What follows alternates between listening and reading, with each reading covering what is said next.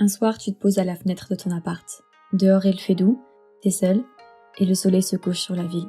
Tu mets tes écouteurs, lances une musique, et respires à fond. Et d'un coup, tu sais pas trop d'où elle vient, mais t'entends une mélodie, une que chacun porte en soi. Un air familier qui résonne à travers les époques.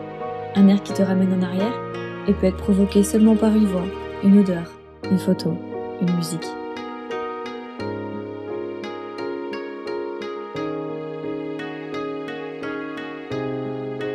Certaines fois, cette nostalgie, c'est un voyage collectif. Une nostalgie partagée, celle d'une époque.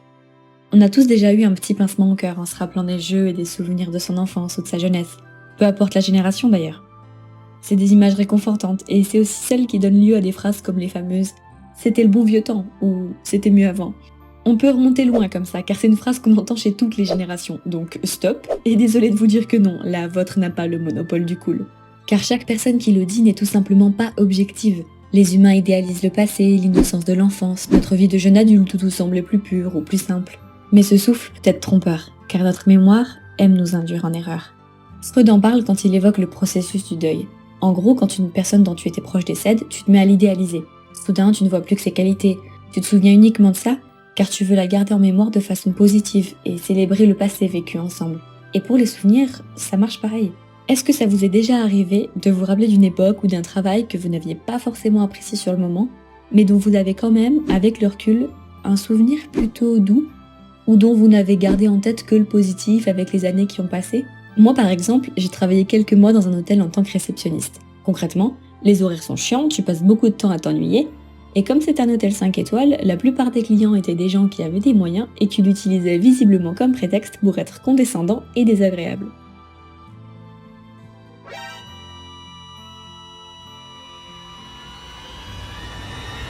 Sur le moment, j'ai pas kiffé l'expérience. Pourtant, avec le recul, je me rappelle surtout de l'odeur agréable des diffuseurs discrets du parfum de l'hôtel qu'il y avait le matin. Les bruits et odeurs lointaines du petit déjeuner, les échanges avec mes collègues quand on était fatigué et qu'on faisait le chiffre du soir pour le 10e jour d'affilée, la sensation des escaliers en moquette pour déposer mon skate au vestiaire, et les très bons chocolats chauds qu'on prenait vite fait en face de l'hôtel pendant nos 10 minutes de pause.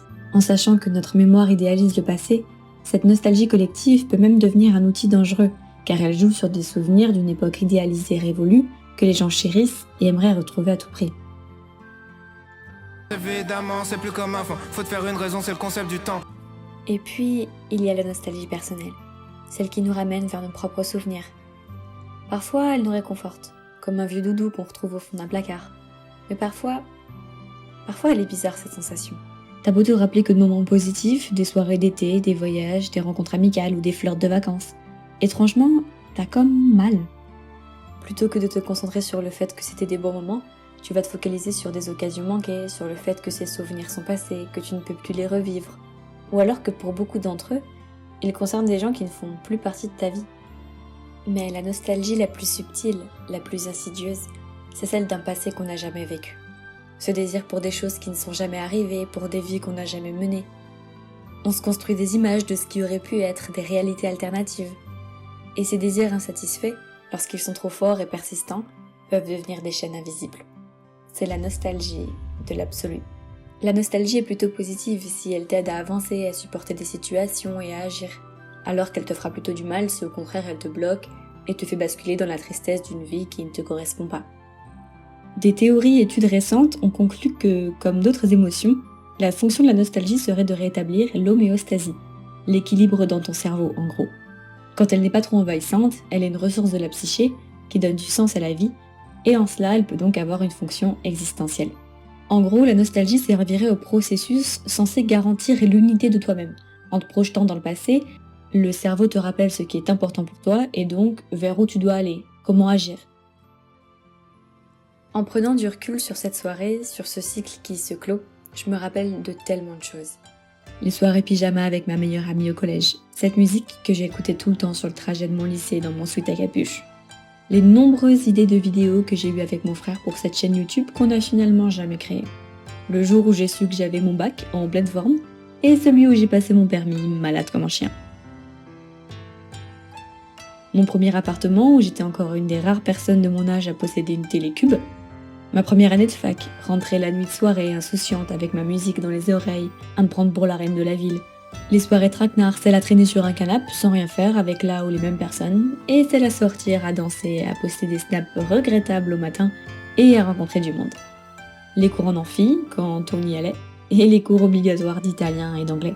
Mon arrivée à Dublin, sous le soleil, et mon retour un an plus tard, sous la pluie. Mes nuits au Worksman, au Dices, au Walshes, l'excitation du bout du monde de la Nouvelle-Zélande et les 40 heures de trajet pour en rentrer. La vue sur la Lune depuis mon Velux à Dublin et la vue sur les étoiles depuis mon van au milieu du Mont Cook. Les heures passées à apprendre le japonais et celles passées juste chez moi à regarder One Piece. Quand j'ai déménagé toutes mes affaires en train à Cergy la veille au soir de la rentrée, alors que j'avais jamais foutu les pieds dans cette ville, les heures de visio sur des projets de groupe, 2 autres déménagements dans une nouvelle région, tous plus rocambolesques les uns que les autres. Des rencontres par dizaines et des souvenirs par milliers. Et il y a ce qui ne bougera pas. Je battrai toujours mon frère au mini-jeu sur DS, le personnage de Monsieur Mouche me fera toujours autant rire, et cette scène de Peter Pan me donnera toujours un peu envie de pleurer. Certains rêves d'internet, de séries et animés me suivront certainement toute ma vie. Je pourrai toujours compter sur ma famille et mes amis pour être là quand ça va, et quand ça va pas. Pour questionner mes envies de faire mes valises pour Los Angeles ou Vanuatu sur un coup de tête pour vendre des glaces sur la plage. Je suis toujours pas convaincue qu'ils aient raison sur ce point. Bref. La nostalgie peut être un doux compagnon, mais elle ne doit pas t'empêcher d'avancer. Chaque souvenir, chaque rêve fait partie de ce que nous sommes. La vie continue, et le futur reste encore à écrire.